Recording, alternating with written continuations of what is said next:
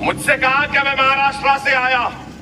अरे मैं हिंदुस्तान में पैदा हुआ, मेरा बाप हिंदुस्तान में पैदा हुए, मेरे दादा हिंदुस्तान में पैदा हुए, मेरे परदादा हिंदुस्तान में पैदा हुए, मेरे सगर दादा हिंदुस्तान में पैदा हुए, मेरे दादा के दादा हिंदुस्तान में पैदा हुए, मेरे सगर दादा के सगर दादा भी हिंदुस्तान में पैदा हुए। मैं पूछना चाहता हूं राहुल गांधी साहब, आपकी वालिदा मोहतरमा कहां पैदा हुई? तो बुरा क्यों दिख रहा है? आपने मुझसे कहा मैं महाराष्ट्र से आया, मैं पूछ रहा हूं आप कहां से आए?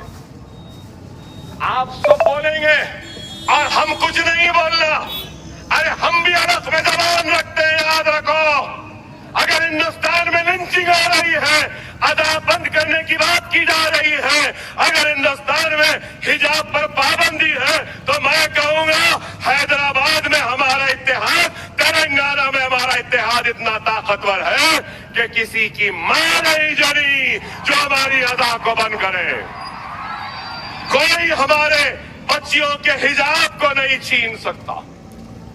ये हमारी ताकत है। खुदारा इस बात को समझो, हालात को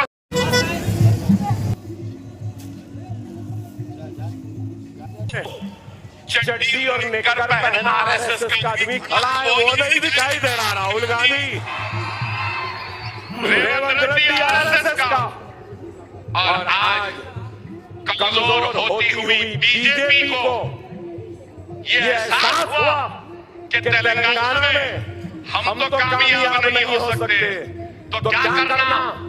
माहिदा किया, सौदेबाजी हुई कि आरएसएस वाले को कांग्रेस का सदर बनाओ, आरएसएस भी काम करेगी, विश्व हिंदू परिषद भी काम करेगी, और इस आरएसएस वाले को चीफ मिनिस्टर बनाना। अगर मैं गलत हूं तो हमसे बोल रहे हैं। चलो मैं कहता हूं रेवंत, भाग्य लक्ष्मी की जो मंदिर है ना चार मीनार के पास, आ जाओ, वहां पे कसम खा लो और बोल दो कि मैं आरएसएस में नहीं था। कसम खा लो और कह दो कि मुझे शर्मिंदगी है आरएसएस से वाबस्ता होने पर। कसम खा लो और कह दो कि मैं आरएसएस का दुश्मन हूं, सावरकर को नहीं मानता। कसम खा के बोल दो ना, किस्सा खत्म। कोई बोल रहे इन्हें ताकतवर हो रहा, उन्हें कमजोर हो रहे। कोई भी ताकतवर हो जाओ, कोई भी कमजोर हो जाओ, कितना भी ताकत क्यों न मिल जाए, हमारा सहारा जरूरी है। मैं ये बात कह रहा हूं, याद रख लो। एक वक्त फसल बोने का होता है, एक वक्त फसल तैयार करने का होता है, और एक वक्त फसल काटने का होता है। और अब वक्त कौन सा है मालूम? सालार ने फसल बोई थी, फखर मिल्लत ने फसल बोई थी, सालार ने फसल तैयार की, और अब फसल तैयार है, काटने का वक्त है। समझो मेरी बात, समझो मेरी बात को। फिर से दोहरा रहा हूं सालार के जुमले को।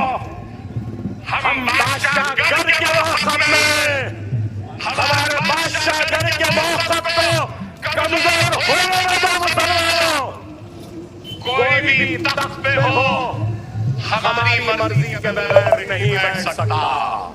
इस बात को समझो। और ये लोग हमारी ताकत को खत्म करना चाहते हैं। बादशाह गढ़ का जो मौक़िफ़ है ना, उसको खत्म करना चाहते हैं।